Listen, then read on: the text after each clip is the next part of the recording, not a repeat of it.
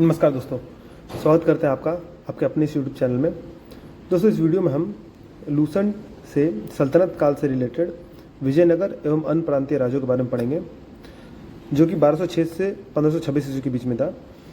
दोस्तों, इस तरह का प्रश्न SSC, railways, banking, state services में बहुत ही महत्वपूर्ण होता है। तो चलिए वीडियो को शुरू करते हैं। पहला प्रश्न है, विजयनगर साम्राज्य की स्थापना कब हुई? इसका सही आंसर है 1336 ईस्वी में। दूसरे प्रश्न में बढ़ते हैं। सूची 1 को सूची 2 के साथ सुमेलित करना है। सूची 1 में वंश के नाम दिए गए, सूची 2 में संस्थापक के नाम दिए गए। संगम वंश के संस्थापक थे हरिहर एवं बुक्का। सालू वंश के संस्थापक थे सालुव नरसिंह। तुलु वंश के संस्थापक थे वीर नरसिंह। और वीडू वंश के संस्थापक थे तिरुमल। अगला प्रश्न है, सूची 1 में दोस्तों विजयनगर का भ्रमण करने वाले पुर्तगाली यात्रियों के नाम दिए गए हैं। सूची 2 में तत्कालिक शासक के नाम दिए गए। तो द्वारते बारबोसा, जो 1500 से 1516 ईस्वी के बीच में थे, वो कृष्णदेव राय के समय में आए थे। डोमिगो पायस या पीस, वो कृष्णदेव राय के समय में आए थे। फरनाओ नूनीज, जो अच्युत देव राय के समय में आए थे। सीजर फेडरिक, जो कि सदाशिव राय के समय में आए थे। तो पहला ऑप्शन सही है। अगला प्रश्न है, इतालवी यात्री निकोलो दी कॉन्टी ने किस विजयनगर सम्राट के शासनकाल में विजयनगर की यात्रा की थी? तो देवराय प्रथम।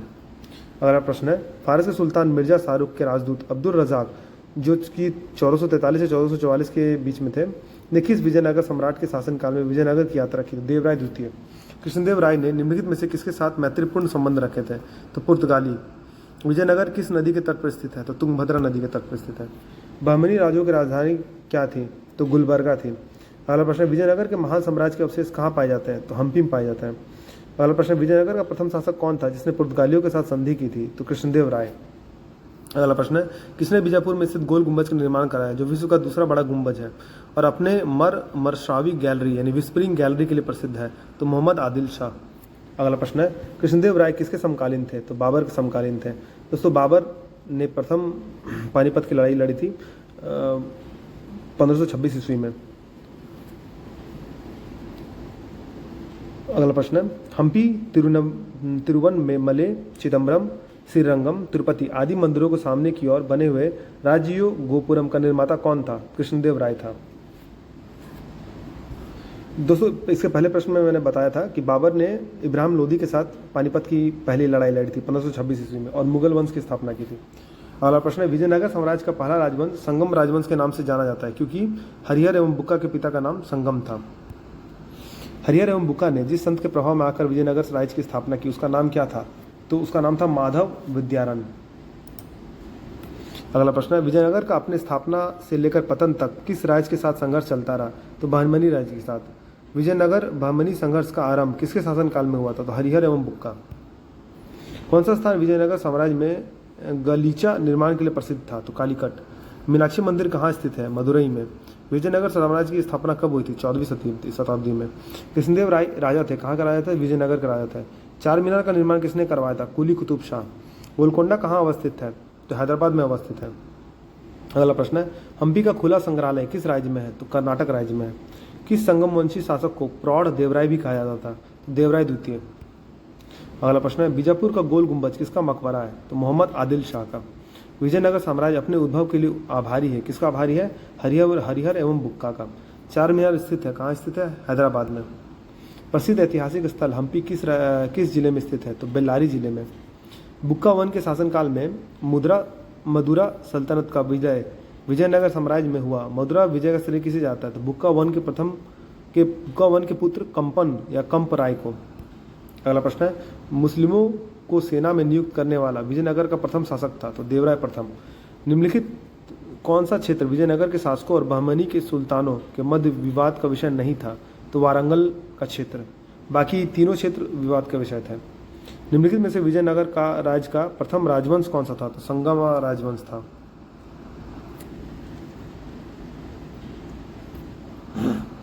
संगम वंश का जो शासनकाल था दोस्तों, वो 1336 ईस्वी से 1485 ईस्वी तक के बीच में था। अगला प्रश्न है, विजयनगर किस शासक की उपाधि गजबेतकर थी? तो उसका सही आंसर है देवराय द्वितीय।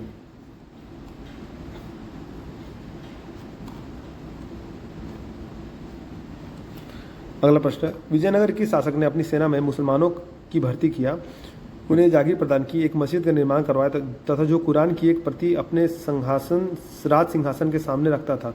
वह था देवराय द्वितीय।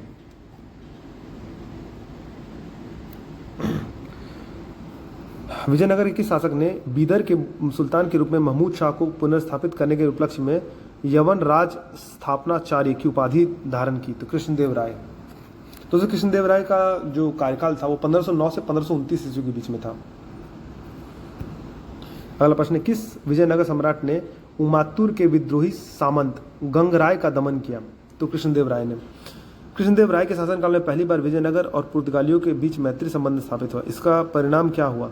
तो उपयुक्त सभी हुए, यानी विजयनगर को घोड़े की पूर्ति का एक अधिकार मिला, पुर्तगालियों को व्यापारिक सुविधाएं मिली, अनेक पुर्तगाली व्यापारियों और यात्रियों ने विजयनगर का भ्रमण किया। अगला प्रश्न, विजयनगर के राजा कृष्णदेव राय ने गोलकुंडा का युद्ध किस राजा के साथ लड़ा था? तो कुली कुतुब शाह के साथ। अगला प्रश्न है, विजयनगर के उस पहले शासक की पहचान करें जिसने बहमनियों से गोवा को छीना? तो हरिहर द्वितीय। विजयनगर साम्राज्य की वित्तीय व्यवस्था की मुख्य विशेषता क्या थी? तो भू राजस्व। अठवन का क्या मतलब है? तो इसका सही आंसर है भू राजस्व विभाग। अगला प्रश्न है, वो युगम जो सुमेलित नहीं है को इंगित कीजिए? तो यूसुफ आदिल शाह, तो अहमदनगर। कृष्णदेव राय के दरबार में अष्ट दिग्गज कौन थे? तो 8 तेलुगु कवि।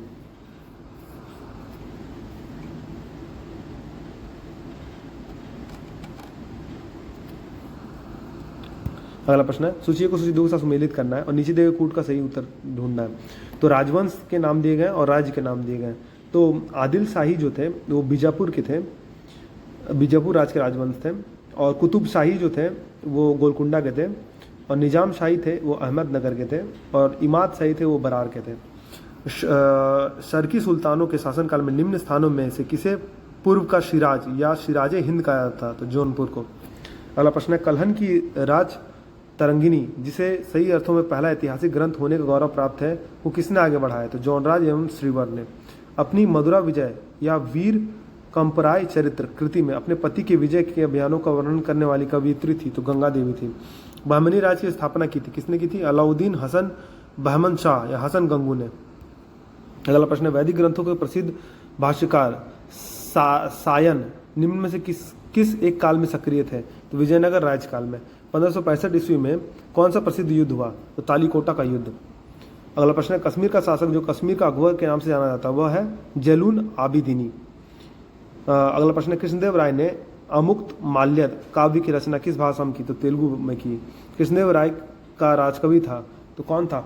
पेद्दन्ना। इनमें से किसे आंध्रभोज भी कहा जाता? तो कृष्णदेव राय को आंध्रभोज भी कहा जाता था।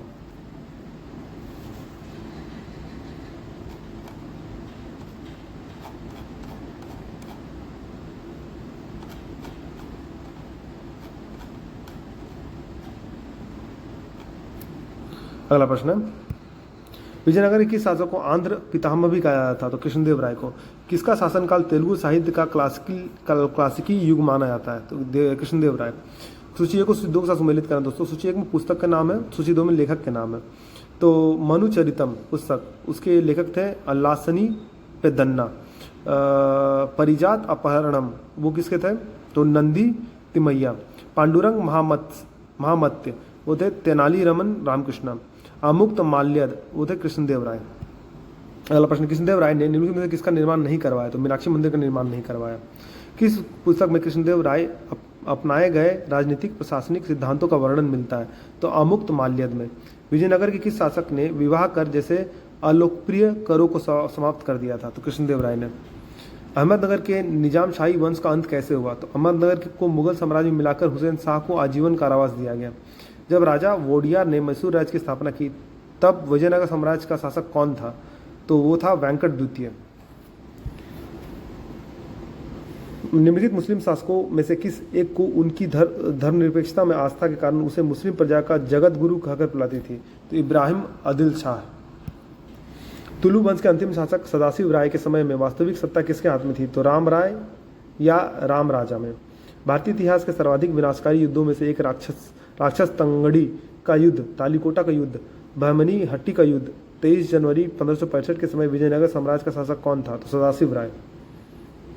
तालीकोटा का युद्ध का कारण था, क्या कारण था? तो दोनों कारण थे दोस्तों। स्टेटमेंट 1A में राम राय का दक्षिणी सल्तनतों के साथ दंभपूर्ण व्यवहार तथा उनकी अंतर्राज्यीय राजनीति में हस्तक्षेप, विजयनगर के प्रति दक्षिण सल्तनतों की समान ईर्ष्या व घृणा की भावना। अगला प्रश्न है, विजयनगर के विरुद्ध दक्षिणी सल्तनतों द्वारा बनाए गए महासंघ में कौन शामिल नहीं था? तो बरार। किस युद्ध को विजयनगर साम्राज्य के शानदार युग का अंत माना जाता है? तालीकोटा का युद्ध।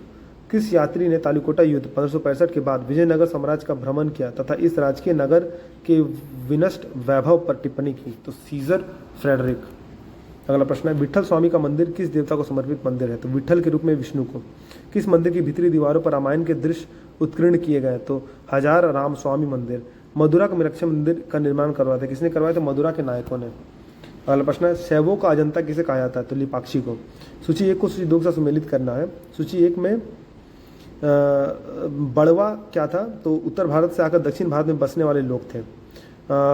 बेस वेग ये थे दासों का क्रय विक्रय। राय जो थे वो थे विजयनगर काल में राजा को कहा जाता था। और गढ़पेंद्र किसे कहा जाता था? पैर में पहना जाने वाला सम्मान सूचक कड़ा। अगला प्रश्न, सूची 1 को सूची 2 के साथ सुमेलित करना है। सूची 1 में भंडारवाद ग्राम भूमि वो था राज्य को सीधे नियंत्रण करने वाले ग्रामों की भूमि। दूसरा मान्य भूमि जो राज्य द्वारा करमुक्त की मान्यता प्राप्त भूमि। अमरम भूमि जो सैनिक व असैनिक अधिकारियों को उनकी सेवा में बदले दी जाने वाली भूमि। और रथ कोंगड़े भूमि यानी वीर पांचाल का अर्थ है, क्या अर्थ है? दस्तकार वर्ग।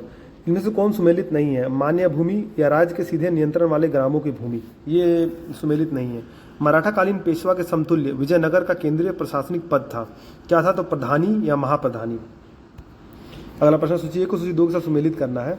सूची 1 में सभा नायक के नाम दिए हैं, सूची 2 में सूची 2 में उसके साथ सुमेलित करना है। तो सभा नायक जो थे वो मंत्री परिषद के अध्यक्ष को कहा जाता था। सर्वनायक जो है वो मुख्य सचिव को कहा जाता था। माननीय प्रधानम जो है वो मुख्य गृह मंत्री को कहा जाता था। और मुद्राकर्ता जो है वो शाही मुद्रा को रखने वाले को कहा जाता था। अगला प्रश्न, निम्नलिखित में से किस काल में प्रशासन में नायंकार व्यवस्था एवं आयंगार व्यवस्था प्रचलित थी? तो विजयनगर काल में। अगला प्रश्न है, अमरम का अर्थ था, क्या अर्थ था? जागीर। विजयनगर काल में ग्रामीण शासकीय इकाई पर शासन के लिए 12 व्यक्तियों को नियुक्त किया जाता था, जिसे कहा जाता था, क्या कहा जाता था? आयंकार कहा जाता था। शिष्ट का अर्थ है, क्या है? भूमिकर है। अगला प्रश्न है, विजयनगर साम्राज्य में सैनिक विभाग किस नाम से जाना जाता था? तो कदाचार नाम से जाना जाता था। अगला प्रश्न, तेलुगु के कवियत्र में शामिल नहीं था, कौन शामिल नहीं था? तिरुवल्लुवर शामिल नहीं था। सूची 1 को सूची 2 के साथ सुमेलित करना है। तो सूची 1 में राज्य के नाम दिए गए, सूची 2 में संस्थापक के नाम दिए गए। तो जौनपुर के जो संस्थापक थे वो थे मालिक सरवर या ख्वाजा जहां। मालवा के संस्थापक थे वो दिलावर खां गौरी। गुजरात के संस्थापक थे जफर खां मुजफ्फर शाह। और बंगाल के संस्थापक थे शमसुद्दीन इलियास शाह। अगला प्रश्न है, खानदेश राज्य का संस्थापक कौन था? तो मलिक रजा फारूकी। अगला प्रश्न है, तैमूरलंग के आक्रमण 1398 के बाद गंगा की घाटी में स्थापित होने वाला राज्य था, कौन सा था? तो जौनपुर था। कहाँ के शासक की उपाधि सुल्तान उस शक या पूर्व का स्वामी थी? तो जौनपुर। मालवा के किस शासक के शासनकाल में मालवा राज्य का विलय अकबर द्वारा मुगल साम्राज्य में कर लिया गया था? तो बाज बहादुर। अगला प्रश्न, अहमदाबाद की स्थापना किसने की? तो अहमद शाह प्रथम में। महमूद बेगड़ा किस राज्य का प्रसिद्ध सुल्तान था? तो गुजरात का। कश्मीर के प्रसिद्ध शासक जैन उल आबिदीनी ने महाभारत, राजरथ तरंगिनी आदि संस्कृत ग्रंथों का अनुवाद किस भाषा में करवाया था? तो फारसी में। कश्मीर के किस शासक को कश्मीरी बड़शाह या महान सुल्तान के नाम से याद करते हैं? तो जैन उल आबिदीनी। महाभारत का बांग्ला में अनुवाद बंगाल के किस सुल्तान ने कराया? तो नुसरत शाह ने। निम्नलिखित में से भारत का पहला मुस्लिम शासक कौन था जिसने हिंदुओं से जजिया कर न लेने का आदेश दिया? तो अलाउद्दीन हसन बहमन शाह। अगला प्रश्न है, किस बहमनी शासक ने प्रसिद्ध सूफी संत सूफी मोहम्मद गेसुदराज बंदार नवाज को भू अनुदान दिया था? तो ताजुद्दीन फिरोज। बहमनी साम्राज्य को किसने चरमोत्कर्ष पर पहुंचाया? तो महमूद गंवा। टोडरमल का पूर्वगामी किसे कहा जाता है? तो महमूद गंवा। बहमनी राज्य का कितने राज्यों में विभाजन हुआ? तो 5 राज्यों में। बहमनी साम्राज्य के सबसे पहले कौन राज्य स्वतंत्र हुआ? तो बरार राज्य। अगला प्रश्न है, सुमेलित करना दोस्तों सूची 1 को सूची 2 के साथ। तो बरार जो है वो अहमदनगर राज्य के द्वारा विलय करवाया गया। तो अहमदनगर का शाहजहां के द्वारा, और बीजापुर एवं गोलकुंडा का औरंगजेब के द्वारा, और बीदर का बीजापुर में। बहमनी राज्य का सबसे अंत में कौन सा राज्य स्वतंत्र हुआ? तो बीदर। अदीना मस्जिद कहाँ स्थित है? बंगाल में। अटाला मस्जिद कहाँ स्थित है? जौनपुर में। प्रसिद्ध विरूपाक्ष टेम्पल या विरूपाक्ष मंदिर कहाँ अवस्थित है? तो हम्पी में। सूची 1 को सूची 2 के साथ सुमेलित करना दोस्तों। छोटा सोना मस्जिद जो है वो बंगाल में है, झंझरी मस्जिद है वो जौनपुर में है, हिंडोला महल है वो है मालवा में, और रूमी खां मस्जिद है वो है अहमदनगर में। अगला प्रश्न है, कृष्णदेव राय का उड़ीसा के शासक प्रतापरुद्र गजपति के विरुद्ध अभियान को किस इतिहासकार ने 16वीं सदी के भारतीय इतिहास की सबसे शानदार सैनिक घटना कहा? तो नीलकंठ शास्त्री। प्रसिद्ध विजय विट्ठल मंदिर जिसे 56 तक्षित स्तंभ संगीतमय स्वर निकलते हैं कहाँ अवस्थित है? तो हम्पी में। विजयनगर साम्राज्य के बारे में निम्नलिखित कथनों पर विचार कीजिए। तो इसमें से कौन सा कथन सही है? तो विजयनगर का उल्लेख उसके मसालों, वस्त्रों और रत्नों के बाजारों के लिए होता था, ये सही है।